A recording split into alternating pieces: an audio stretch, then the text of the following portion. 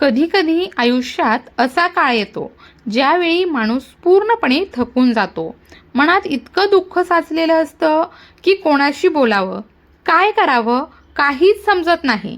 जवळचे लोकच कधीकधी आपल्याला फसवतात, विश्वास ठेवलेले लोकच दुखावून जातात आणि मग असं वाटतं की आयुष्यातले सगळे मार्ग जणू बंदच झाले आहेत. मन खचून जातं, सेवा करावी वाटत नाही, कोणाशी बोलावं देखील वाटत नाही आणि मनात एकच प्रश्न असतो, आता पुढे काय? पण अशा वेळी एक गोष्ट लक्षात ठेवा, आपण कितीही अडचणीत असलो तरी आपल्या पाठीशी एक अदृश्य शक्ती उभी असते. ती म्हणजे आपल्या श्री स्वामी समर्थ महाराजांची कृपा.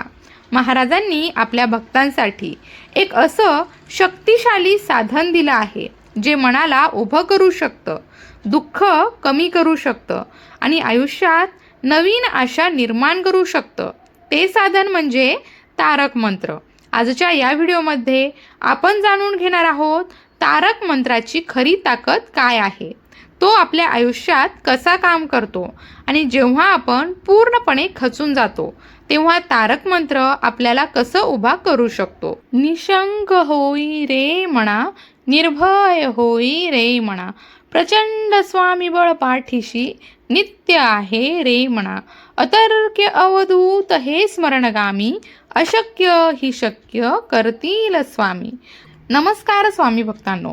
प्रत्येकाच्या आयुष्यात दुःख असतं, प्रत्येकाच्या आयुष्यात काही ना काही संकट असतं. काही लोक आर्थिक अडचणीत असतात, काही लोक मानसिक त्रासात असतात, काही लोक नात्यांमुळे दुखावलेले असतात आणि कधीकधी तर असं होतं की माणूस बाहेरून हसत असतो पण आतून मात्र पूर्णपणे तुटलेला असतो. पण एक गोष्ट लक्षात घ्या, सुख आणि दुःख हे आयुष्याचा भाग आहेत. आज दुःख आहे तर उद्या सुख हे येणारच आहे. आपल्या आयुष्यात याआधी देखील कदाचित खूप वाईट दिवस आले असतील, पण त्यानंतरचे चांगले दिवसही आले आहेत. जेव्हा चांगले दिवस येतात तेव्हा आपण त्या जुन्या वेदना विसरून जातो, पण काही गोष्टी मात्र आपण विसरत नाही. लोकांनी आपल्याशी कसं वागलं, कोणी साथ दिली, कोणी सोडली, त्या आठवणी मनात तशाच राहतात आणि त्या आठवणींमुळे मन अजूनही कधीकधी दुखावत राहतं. अशा वेळी आपल्या मनाला आधार देण्याचं काम एक गोष्ट करते, ती म्हणजे तारक मंत्र. तारक मंत्र म्हणजे काय? तारक मंत्र हा फक्त एक स्रोत नाही, तो महाराजांनी आपल्या भक्तांसाठी दिलेला एक आध्यात्मिक आधार आहे. एक असं ब्रह्मास्त्र आहे जे मनाला उभं करू शकतं. आपण सगळे तारक मंत्र ऐकतो, घरात सकाळी लावतो, कधी मोबाईलवर ऐकतो, पण खरंच आपण त्या तारक मंत्राचा उपयोग करतो का? फक्त ऐकून थांबतो की त्याचा अर्थ मनापर्यंत पोहोचवतो?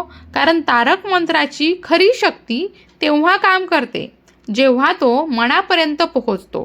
तारक मंत्रातील शक्ती, तारक मंत्रातील प्रत्येक ओळ खूप शक्तिशाली आहे. निशंक होई रे म्हणा, निर्भय होई रे म्हणा, प्रचंड स्वामीबळ पाठीशी नित्य आहे रे म्हणा. ही ओळ ऐकली की मनाला काय वाटतं की आपण एकटे नाही, आपल्या पाठीशी नित्य स्वामी उभे आहेत. पुढे एक ओळ अशी येते, उगाची भीतोसी भय हे पळू दे, वसे अंतरी ही स्वामी शक्ती कळू दे. म्हणजे काय? म्हणजे आपण विनाकारण घाबरत आहोत, कारण आपल्याजवळ स्वामींची शक्ती ही आहे. आणि आणखी एक सुंदर ओळ आहे, जगी जन्म मृत्यू असे खेळ ज्यांचा, नको घाबरू तू असे बाळ त्यांचा. जन्म आणि मृत्यू हे ज्यांच्यासाठी खेळासारखे आहेत त्यांच्याच आपण लेकरं आहोत. मग आपण का घाबरायचं? तारक मंत्र मनावर कसा परिणाम करतो? तारक मंत्र हे मनासाठी औषधासारखं काम करतं. जसं नामस्मरण केल्यावर मन शांत होतं, तसंच तारक मंत्र ऐकल्यावर मनात एक वेगळी ऊर्जा निर्माण होते. आपल्या मनात खूप विचार साचलेले असतात, भीती, निराशा, राग, दुःख हे सगळं मनात साचत जातं. पण जेव्हा आपण शांतपणे तारक मंत्र ऐकतो तेव्हा त्या विचारांची धूळ हळूहळू साफ होऊ लागते. मन हलकं होतं आणि जेव्हा मन हलकं होतं तेव्हा आयुष्य देखील हलकं वाटू लागतं. ब्रह्ममुहूर्तातील सेवा शक्य असेल तर ब्रह्ममुहूर्तावर उठून तारक मंत्र ऐका. कारण त्यावेळी वातावरण खूप शांत असतं, आवाज नसतो, गोंधळ नसतो, मन आणि वातावरण दोन्ही शांत असतात. पण जर ब्रह्ममुहूर्तावर उठणं शक्य नसेल तर तुमच्या सोयीने कधीही ऐका. महत्त्वाचं काय आहे? तारक मंत्र मनाला ऐकवणं. जगाला ऐकवायचा नाही, तो स्वतःच्या मनाला ऐकवायचा आहे. मनाशी संवाद. कधीकधी आपल्यालाच आपल्या मनाचा मित्र बनावं लागतं. आपल्या मनाशी बोलावं लागतं. आपल्या मनाला सांगावं लागतं, बघ, आपल्यासाठी महाराजांनी तारक मंत्र दिला आहे, तो ऐक, तुला बरं वाटेल. जेव्हा आपण आपल्या मनाला असं शांतपणे सांगतो तेव्हा मन देखील हळूहळू ऐकायला लागतं. तारक मंत्राचं तीर्थ. तारक मंत्राची एक सेवा सांगितली जाते. 21 दिवसांची सेवा. एक ग्लास पाण्यात मधली 3 बोटं ठेवायची आणि तारक मंत्र 11 वेळा किंवा 21 वेळा म्हणायचा. ते पाणी अभिमंत्रित होतं, कारण पाण्यात आकर्षणाची क्षमता असते. तारक मंत्राची ऊर्जा त्या पाण्यात येते आणि जेव्हा ते पाणी आपण ग्रहण करतो तेव्हा आपल्या शरीरावर आणि मनावर त्याचा परिणाम होतो. मित्रांनो, आपण आत्तापर्यंत पाहिलं की तारक मंत्र मनावर कसा काम करतो. पण अजून एक महत्त्वाची गोष्ट आहे, ती म्हणजे मनाला समजावणं. आपलं मन कधीकधी खूप भरकटतं. आपल्याला माहीत असतं की आपण चुकीच्या विचारांमध्ये अडकतो आहोत, पण तरीही मन तिथेच जात राहतं. अशा वेळी आपण आपल्या मनाला थांबवायचं आणि शांतपणे सांगायचं, बघ, आपल्यासाठी महाराजांनी तारक मंत्र दिला आहे, आपण तो ऐकूया. कारण तारक मंत्र म्हणजे फक्त शब्द नाहीत, ते आपल्या मनाला धीर देणारे शब्द आहेत. आणि जेव्हा आपण हळूहळू तारक मंत्र ऐकतो किंवा म्हणतो, अशक्य ही शक्य करतील स्वामी, ही ओळ मनात गेली की एक वेगळीच भावना निर्माण होते. कारण आपण विचार करतो, ज्या गोष्टी आपल्याला अशक्य वाटत आहेत त्या स्वामींसाठी अशक्य नाहीतच. आपण प्रयत्न करायचे, कष्ट करायचे आणि बाकीचं सगळं स्वामींवर सोडायचं. तारक मंत्रातील अजून एक सुंदर ओळ आहे, उगाची भितोसी भय हे पळू दे, वसी अंतरीही स्वामी शक्ती कळू दे. जेव्हा आपण ही ओळ मनाला ऐकवतो तेव्हा मनातील भीती हळूहळू कमी होऊ लागते. कारण आपल्याला जाणवतं की आपण एकटे नाही, स्वामींची शक्ती आपल्या सोबत आहे. मित्रांनो, तारक मंत्राची सवय लागली की मन आपोआप शांत व्हायला लागतं आणि एक सुंदर गोष्ट घडते. हळूहळू आपलं मन नामस्मरणाकडे वळायला लागतं.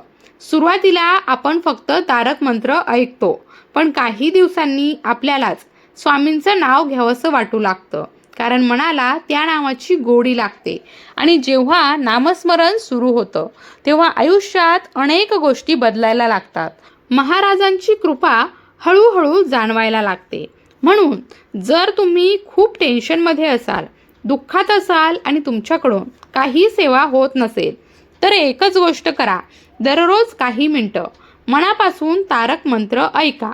सकाळी उठल्यावर ऐका किंवा रात्री झोपण्यापूर्वी ऐका, पण ऐकताना मन दुसरीकडे जाऊ देऊ नका. तुम्ही तुमच्या मनाशीच संवाद करा. जसं आपण एखाद्या लहान मुलाला समजावतो तसंच आपल्या मनाला समजवा. हळूहळू मन शांत होईल, विचार स्वच्छ होतील आणि आयुष्याकडे पाहण्याची दृष्टी बदलायला लागेल. मित्रांनो, तारक मंत्र हलक्यात घेऊ नका. महाराजांनी आपल्या भक्तांसाठी हा मंत्र दिला आहे, तो नक्कीच आपल्या आयुष्यात काम करतो. फक्त एकदा मनापासून करून बघा आणि मग मला एक गोष्ट नक्की सांगा, तुमच्यापैकी किती जण रोज तारक मंत्र ऐकतात किंवा म्हणतात? तुमचा अनुभव कमेंटमध्ये नक्की लिहा. कदाचित तुमचा अनुभव इतर कोणासाठी प्रेरणा ठरेल.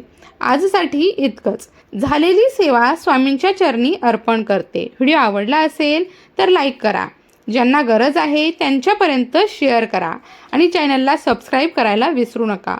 पुन्हा भेटूया अशाच एका भक्तिमय व्हिडिओसह.